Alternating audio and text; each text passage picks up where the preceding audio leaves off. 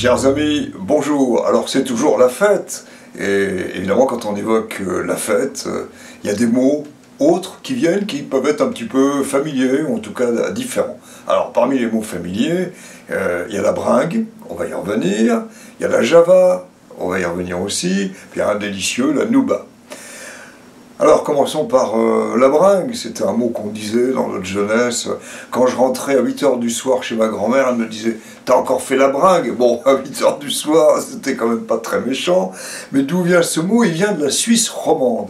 Et alors dans la 9e édition du dictionnaire de l'Académie française, donc celle qui vient de sortir en 2024, il y a le mot bringue, bien entendu, qui est d'ailleurs très bien défini, et qui donne l'étymologie, c'est-à-dire le fait qu'il vienne donc de la Suisse romande et d'un mot qui était brinde. Alors la définition, je vais revenir à brinde, parce qu'on ne comprend pas forcément l'origine de ce mot, on peut ne pas le connaître. Alors ce qui est donné comme définition, familier, bon c'est vrai, monsieur, je suis en retard, j'ai fait la bringue, c'est pas possible de dire ça à son professeur, donc bombance, fréquentation des lieux de plaisir, faire la bringue, mener une vie désordonnée, il s'est ruiné à faire la bringue, j'aime bien cet exemple. Alors le mot bringue, d'où vient-il? Il vient de brindeux. Et ce brindeux, alors il est né déjà dans Rabelais, on le trouve en 1552, et il est synonyme de vase dans lequel on boit, de verre, et il y a déjà être dans la brinde. Alors prendre une brinde, c'était boire, être dans la brinde, eh bien c'était être ivre. Alors d'où vient-il? Alors là aussi, l'étymologie est donnée, c'est ce qui est intéressant aussi dans cette 9e édition. Altération, déformation donc, de la formule allemande bring dirs, c'est-à-dire contraction, dirs, contraction de dire s. Alors je m'explique, to bring, alors bringen en allemand, mais to bring en anglais, c'est la même racine, c'est porter. Et dire, c'est à toi en allemand. Et dire s, à toi cela, porte à toi cela, porte ce verre. Et c'était ça, brinde, c'était le verre qu'on portait. Donc voilà l'origine du mot bringue, qui ne manque pas de charme.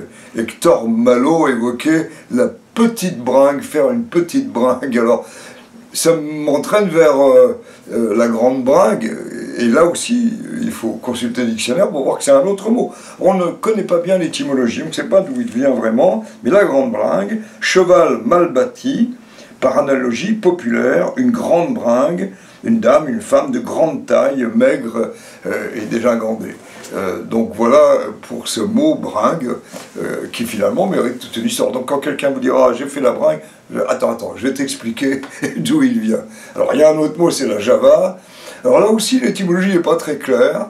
Il y a l'île de Java, il y a la danse, et on pense que c'est lié peut-être, si vous voulez, à ce côté exotique de l'Indonésie. Et la java se danse en tenant sa partenaire par la taille et en balançant les épaules. Alors faire la java, c'est danser, c'est faire la fête. Puis il y a le javanais, vous savez, cette langue argotique où on rajoute ave, et le javanais vient sans doute d'ailleurs de G, et dans G, J', on rajoute ave, et puis javanais. Bon, on transforme un peu les choses.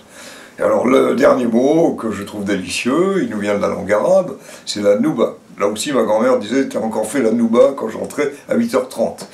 Et donc là, la nouba, ça veut dire à tour de rôle en arabe. Et dans cette belle langue, à un moment donné, il se trouve que les fanfares militaires, constitués donc de personnes d'Algérie, eh bien, allaient à tour de rôle devant les maisons des dignitaires pour jouer. Alors ils jouaient, est-ce qu'ils jouaient? Ben, la fanfare, du mirliton, de la clarinette. En voici ici, j'en ai joué pendant quelques années, et donc c'était très joyeux. Et puis ce mot, comme c'était à tour de rôle, eh ben, il passait en français, et ça a donné, dans les années 1920, faire la nouba, et ça nous est resté. Alors voilà, pour des mots qui relèvent de la liesse. Liesse, c'est le latin aussi, c'est la joie. Eh ben, écoutez, que ce soit la bringue, la java ou la nouba, ce sont des fêtes que je vous souhaite excellentes. avec modération. Alors mon père disait les fêtes moderato, pruvo, et moi je disais ah crescendo.